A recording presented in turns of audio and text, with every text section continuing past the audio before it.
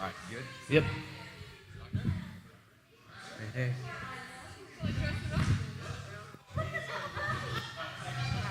Good morning, guys. Turn it down.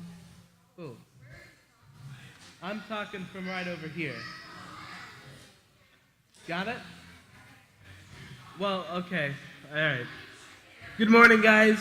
We're going to go ahead and get us started as you guys get your final seats and get yourself situated. I'm on this side of the room today. Turn it down a touch. Down a bit. I'm on this side of the room today. And, changing it up a bit because we got our chairs that we're going to be setting out this week for our combined services starting on the 22nd. Can you turn me down a touch? Thanks. Yeah, that's all right. Dad's back there trying to make sure do we need the big lights on? Yes, we're all. All right. Sam, could you turn on the big lights? Wow, sorry. There you go. We'll get the big lights turned on, and as we go, so it's been a little bit of a chaotic week. As you can see, we got ourselves set up, and we're getting ready to start our combined services next week. But for right now, in this last Sunday school hour we have here looking at the Old Testament, we're going to start the Intertestamental time. Nice. They're warming up. They'll be on in just a little bit. We're going to be starting the intertestamental time. So this is the time between the close of the Old Testament and the opening of the New Testament whenever God isn't speaking to his people. Mac, I forgot to pray. Yep, he's keeping me on track. That's why I need him here. He helps keep me on focused. I'll go ahead and I'll pray, and then we'll continue. Dear God, I thank you for today that we're able to get together and just look at the history and how even though you weren't speaking to your people Israel, how you would still see your guiding hand bringing about the world necessary for Jesus to come.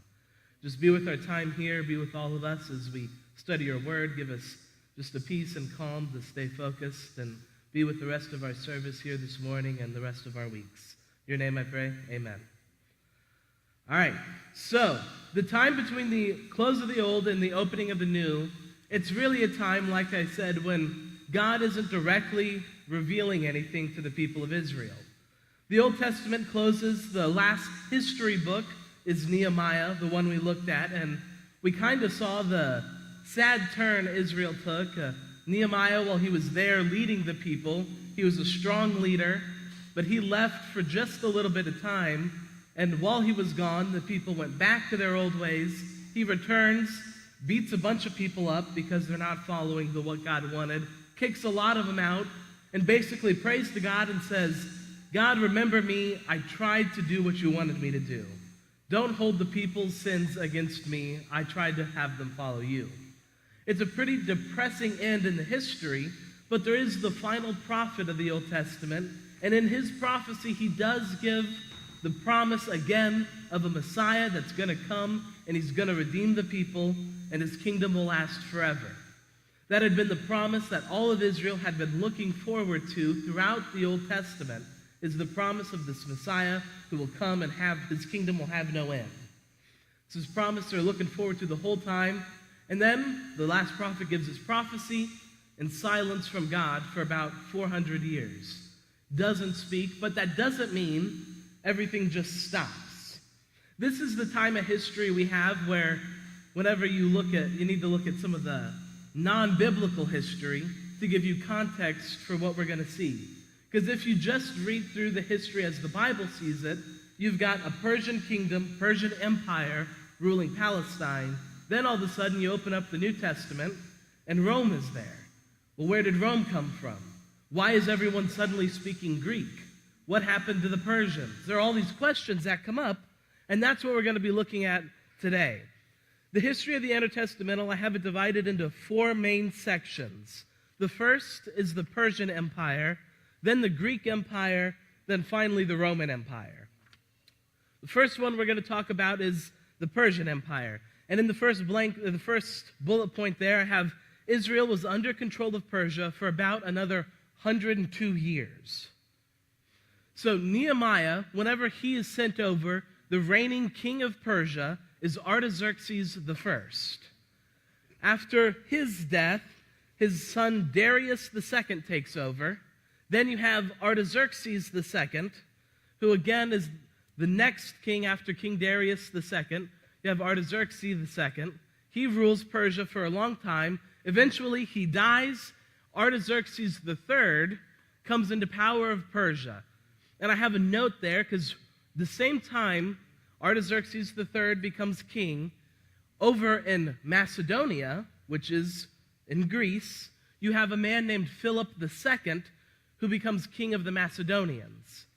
Now, if we look at history, Philip is the father of Alexander the Great. So this kind of gives you context for the political system we're going to see.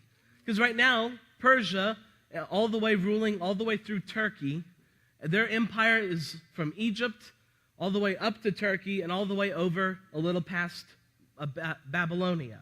They have this massive empire, but they didn't cross into Greece. They were never able to. You had the battle at Thermopylae way back in the book of Esther is when that happened. The 300 Spartans, there's a lot of movies about it that Hollywood glorifies it. But you had that invasion. That was one of the Persian invasions of Greece. Again, Darius II, he tried to invade Greece, but was repelled by the Greek city-states. So there was already this conflict between Persia and Greece. The only reason the Greeks never took them over was because they were all separated into their city-states, like Athens, Sparta, all these cities that were individual countries in Greece.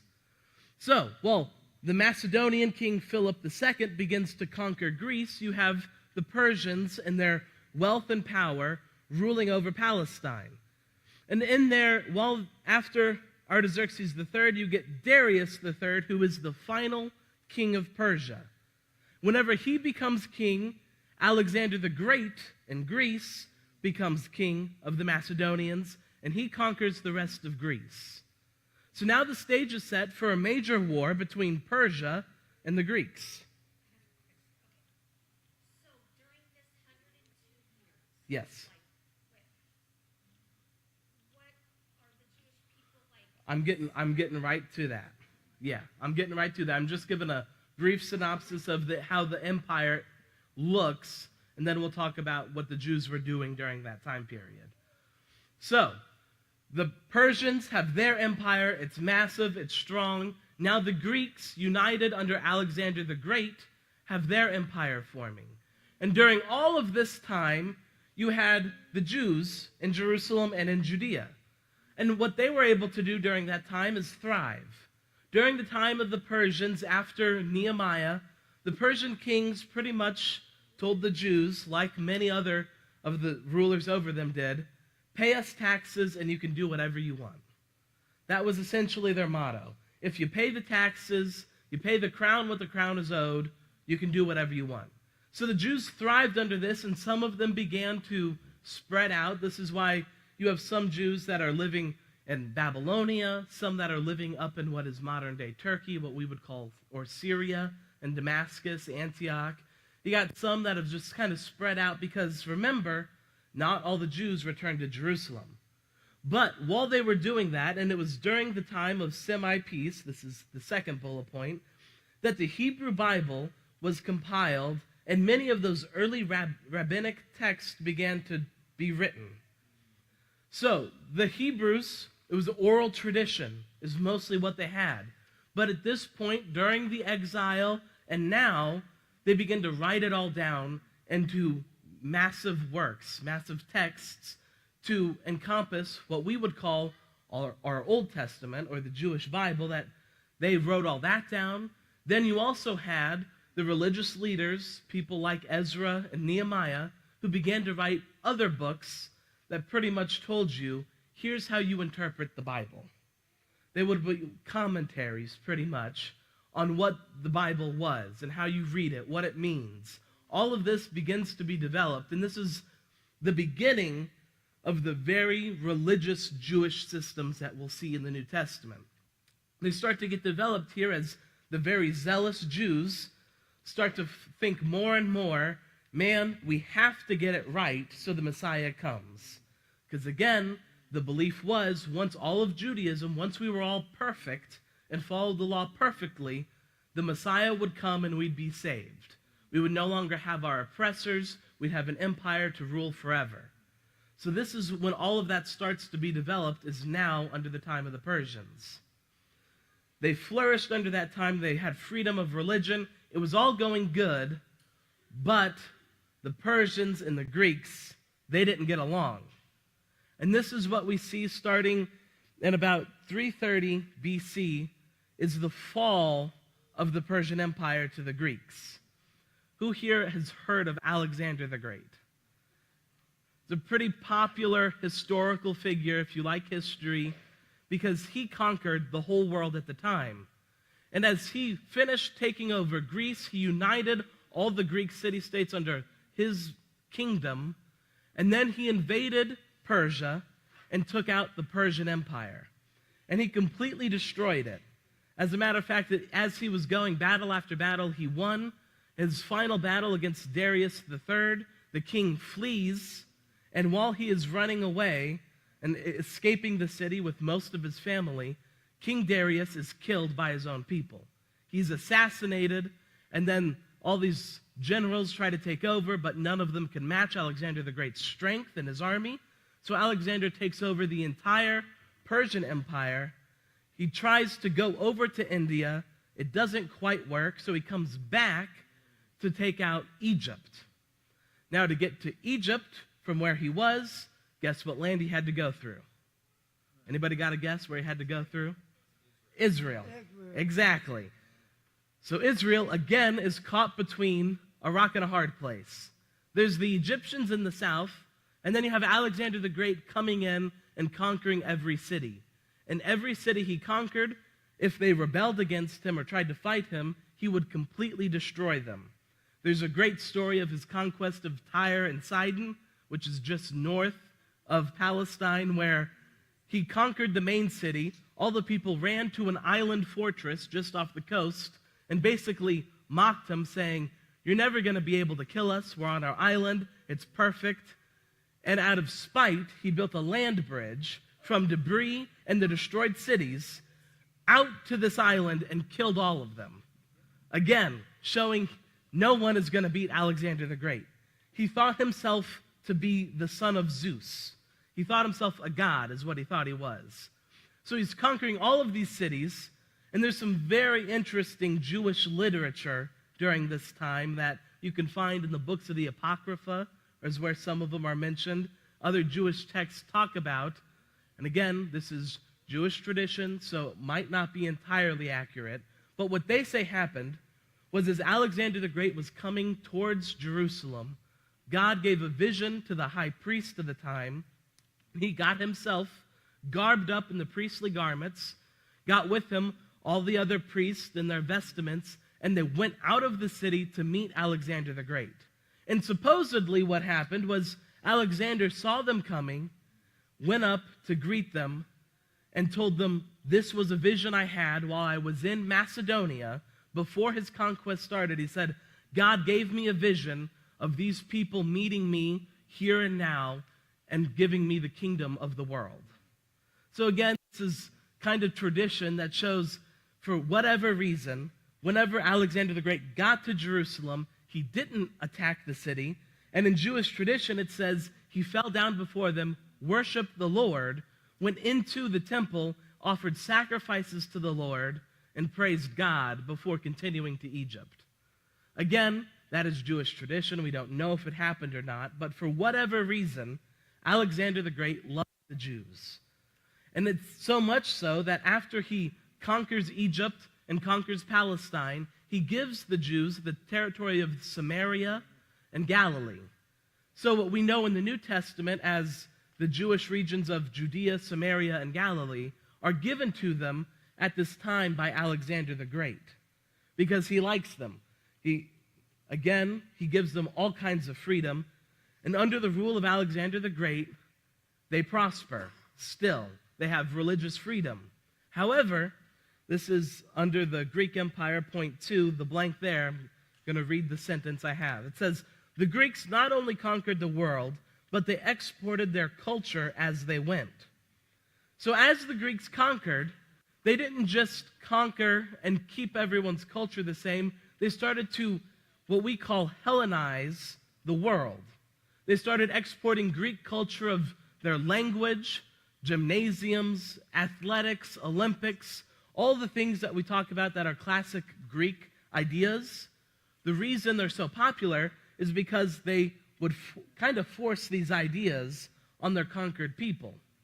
And this Hellenistic period lasted until 31 BC.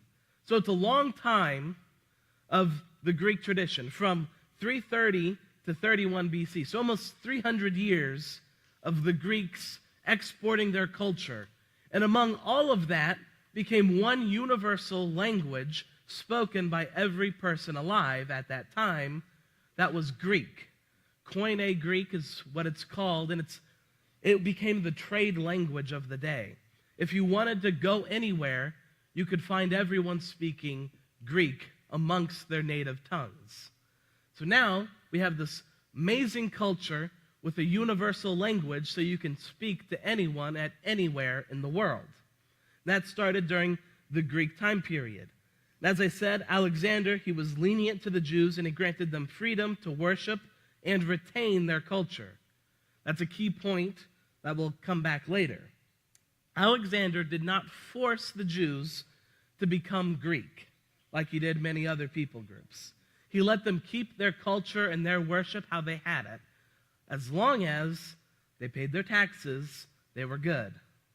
So this starts, again, what we see in the New Testament. You get two groups of Jews. You have the Jewish people who live mainly in Judea, in Jerusalem, in the Jewish towns.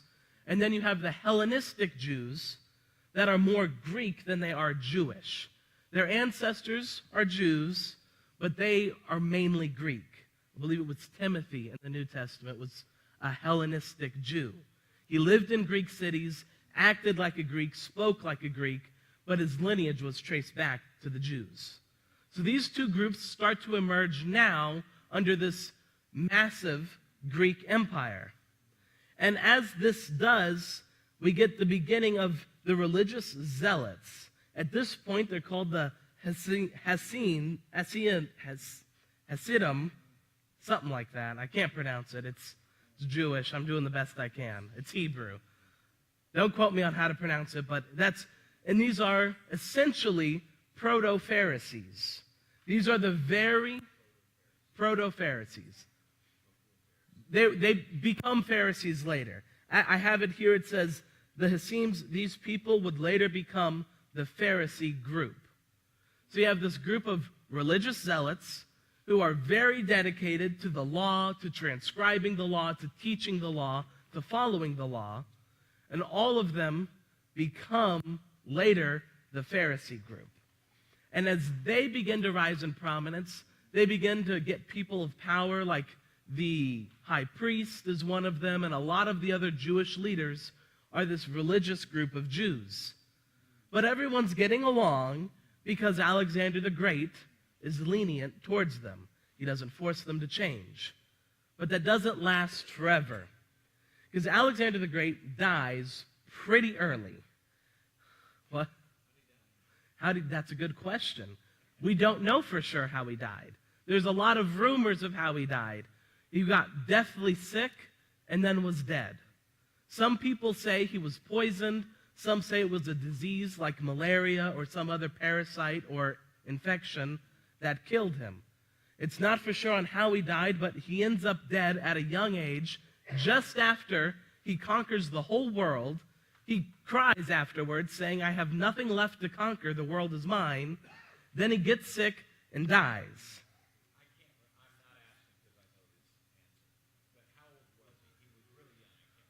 He was, I believe, in his early 30s when he died. It was real young. It was abnormally young. He wasn't 37 yet, was he? Like a loser. I haven't even taken, yeah. I think probably about 32, 33. Yeah.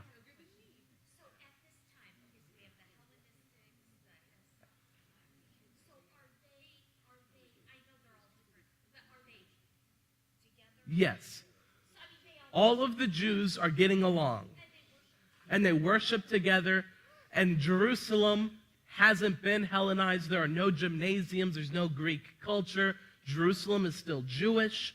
All of the Hellenistic Jews that have adopted Greek culture, they get along okay with the other Jews. Everyone worships.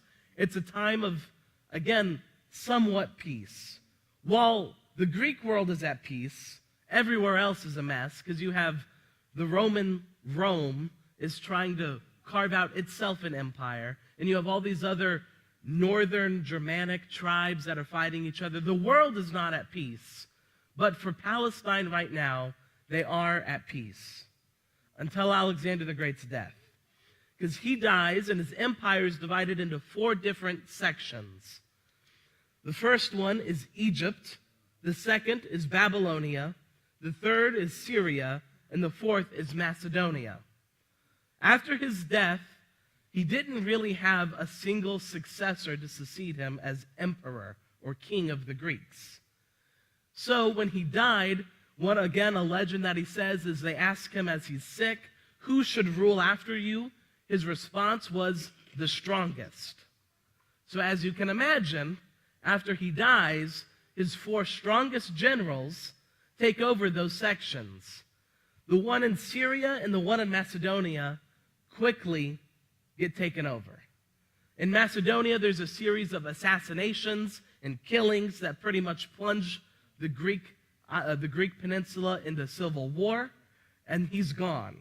The one in Syria is destroyed by the Seleucus of Babylonia. He starts out, he is the second strongest. Of the 2 that are important, you have the Ptolemies, who take over Egypt, and you have Seleucus, who starts in Babylonia. They are powerful generals, great armies. The Babylonian guy takes over all of Syria and puts his capital in Damascus there, which is really close to Palestine. And in the south, you have the Ptolemy the First. It starts with a P, but the P is silent, like pterodactyl, just so we know. It's in my spelling, I did misspell it. I have a backslash in the middle of the word. That's to show you it's an important word. Remember it. But, thanks. But Ptolemy of Egypt and Seleucus of Syria now constantly fight each other. And as you can imagine, the only way to go from Egypt to Syria is what territory? Jerusalem, Palestine. Exactly. So Israel gets caught up in the crossfire between these 2 giant empires. It starts out, they are taken over by Egypt, and it's pretty interesting. When the Egyptians take them, when Ptolemy attacks the city of Jerusalem, he waits till the Sabbath day, takes over the city without any fighting, because it's Sabbath. And the Jews are very religious at this time. Again, showing that after Nehemiah and all of them, all of these zealous Jewish leaders forced people to follow the law. So much so that many of them were massacred whenever the Egyptian army came. They conquer Palestine. Then you have the Seleucids who attack them, and they go back and forth, war between the 2. If we remember in the book of Daniel, there are those prophecies of a northern and southern kingdom. That is fulfilled at this time. Between these 2 armies fighting, all of his talk of the northern kingdom going to war with the southern kingdom and them marrying each other's daughters, that all happens. It's a series of ultimately 5 different wars that get waged between these 2 mighty Greek empires. And interestingly enough, we'll talk about it some later, Ptolemy of Egypt, his line ends with a woman named Cleopatra who marries Mark Antony, the Roman. So that's how powerful this dynasty was. It lasted all the way through this Greek period. Eventually, however, Palestine is lost by Egypt to Syria. And during the reign, of Antiochus IV, he's called the Mad or the Madman because he was crazy. Believe it or not. Their naming for him was the Mad because he was quite literally insane. He tried to go to war. His father tried to go to war with Rome at one point because now Rome has become a large empire. At this time, little interesting background of Rome, while all of this is happening in the Greek world, you had Rome on the Italian peninsula conquering all of Italy, all of Sicily, and destroying the prominent nation of Carthage. Carthage and Rome went to war 3 different times, and Rome destroys them, solidifying itself as the empire in the Mediterranean. So Rome had grown to this massive monster of an empire, and had now set its sights, since it had conquered all the way over to Spain, set its sight on Palestine. Because if they take Palestine, they can take Syria and Egypt. So the Seleucids try to fight Rome, they lose, and then King Antiochus IV, the madman, gets angry because they just lost the war with Rome. He tried to attack Egypt again, but whenever he went to fight Egypt, a Roman general stepped between the 2 armies that were facing. You had the Seleucids and the Ptolemies about ready to kill each other. An Egyptian general by himself with maybe 2 other people, or not an Egyptian, a Roman general, steps between the 2 armies, draws a line in the sand and says, "Nobody cross this line," and both armies go home. Again, showing Rome's power and authority at this point. They hadn't conquered the land yet, but everyone was afraid of Rome. So Antiochus, angry that he didn't get to sack all of Egypt, starts to go home. On his way home, guess what city he passes by? Jerusalem. So he's on his way home and he sees Jerusalem, and he knows that the temple at Jerusalem has a lot of gold in it. Gold, just normal gold, but also all the golden artifacts that they use to worship the Lord. And he says, I'm going to destroy that city. It was his own city at the time, but he wanted what they had. So he attacks Jerusalem, and a massive invasion of the city kills a whole bunch of Jews again. Matter of fact, in some Jewish literature, it says whenever they attacked the temple, the priests were killed while they still continued to do their priestly duties. Yeah. Again, showing the dedication of a lot of these zealous Jews to Judaism, that they died doing what they should be doing. And whenever he takes Jerusalem, it says he takes all of the stuff out of the temple, and he proclaims himself Zeus in man form. Again, why they call him the madman. He thought he was a god. And no, that's one of the Roman emperors. There are a lot of crazy people in this time. There are a lot of them. There's a lot of crazy people. But, so, this Seleucid ruler, he destroys the temple. Then he builds a statue of himself and puts it in the temple. Again, desecrating the temple. But that's not where he stops. It gets worse.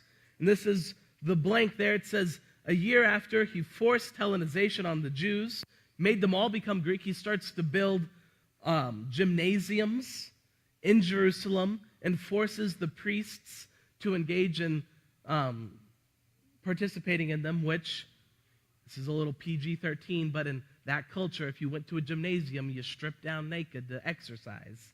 So all of these Jews are now desecrating themselves, and a lot of them at this time, now those Hellenistic Jews are like, oh good, it's our time to shine. The Jews divide down the middle.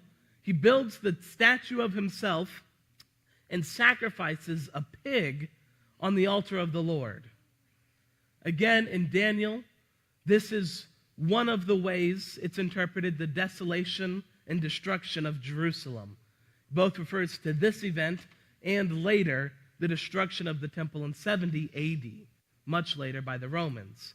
But this event plunges the Jewish nation of Palestine into civil war and rebellion against the Greeks.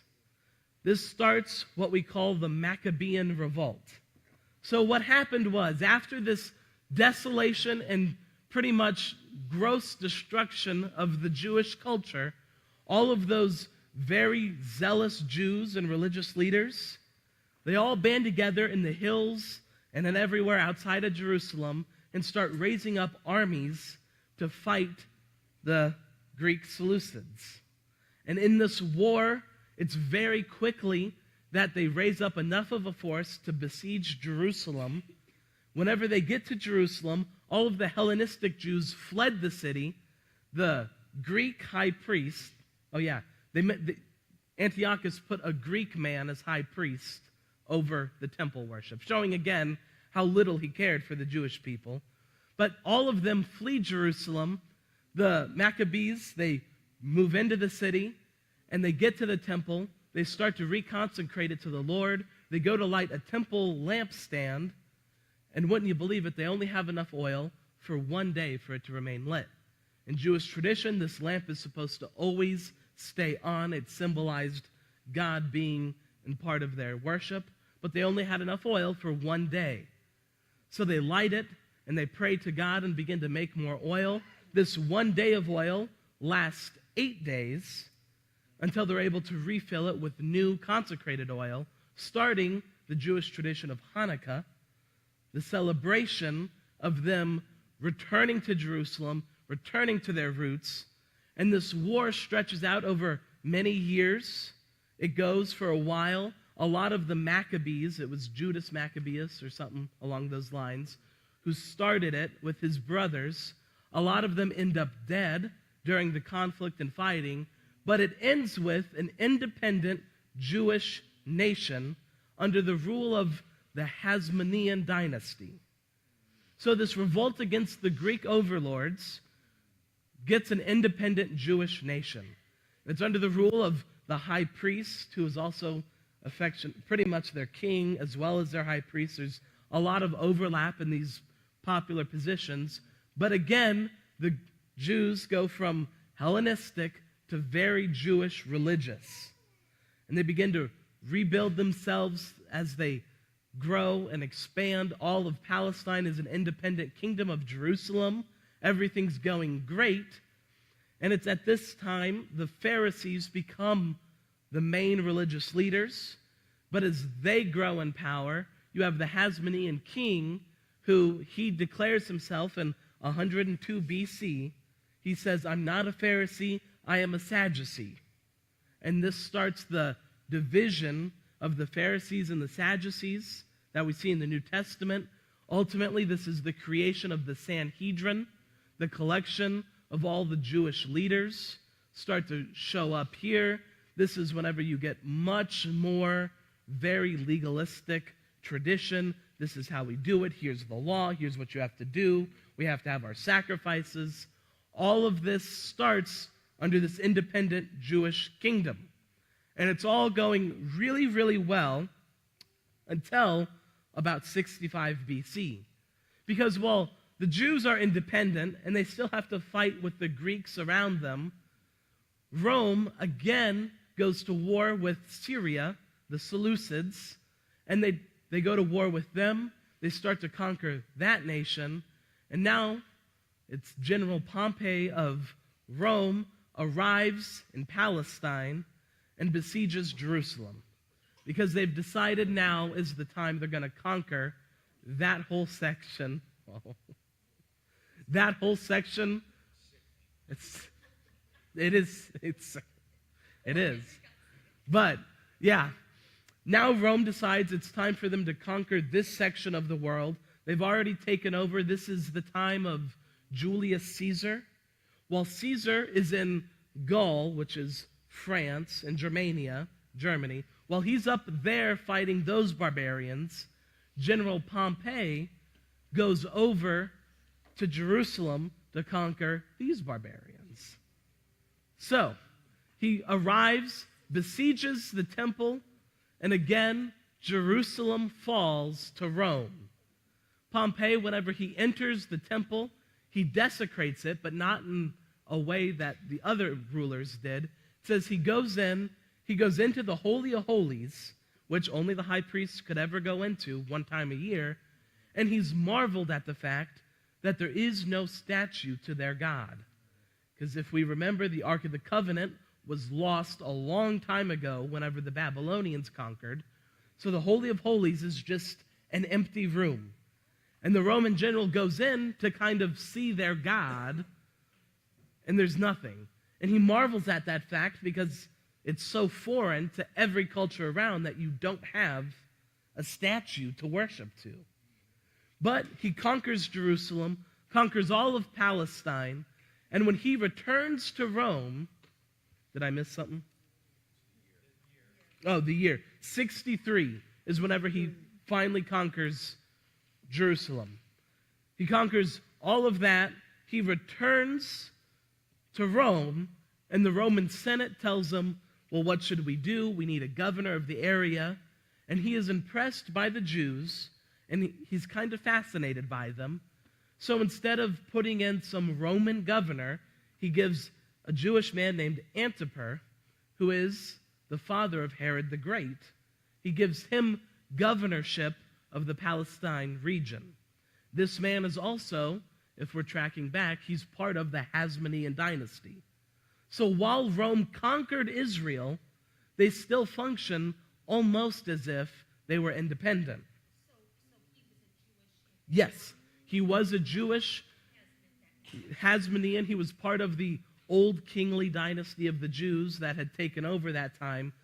So they still have a Jewish ruler and are still able to practice Judaism because, again, for whatever reason, call it God's providence, this Roman general was fascinated by the Jewish culture. So again, he allows them to keep a lot of their roots as long as you pay your taxes, you're free to do whatever you want to do. Fear of Rome, pay taxes, and you can be whatever you want to be. And that's what happens. You get Antipater, the father of Herod, as governor of all of Judea, and he appoints his son Herod to rule over Galilee. So again, you have a Jewish, not independent, but a Jewish Palestine ruled by Rome. And now we get all of Rome's civil wars because we're still not at peace. That's the key thing as we look at all of this history. Now there is one nation ruling over the whole known world at the time, and it's one nation, one common Greek language, but there's still war going on all around. Because you have Julius Caesar, who, when he comes back, he proclaims himself emperor of Rome, and he goes to war with Pompey. Because Pompey, the general, was a statesman and a part of the Senate. So he wasn't allowing Julius Caesar to conquer. Now you get Palestine, again, caught in the middle of this war of giants. They side with General Pompey. And if we look at history, Julius Caesar wins the war, and now poor Palestine is caught on the wrong side of the new emperor.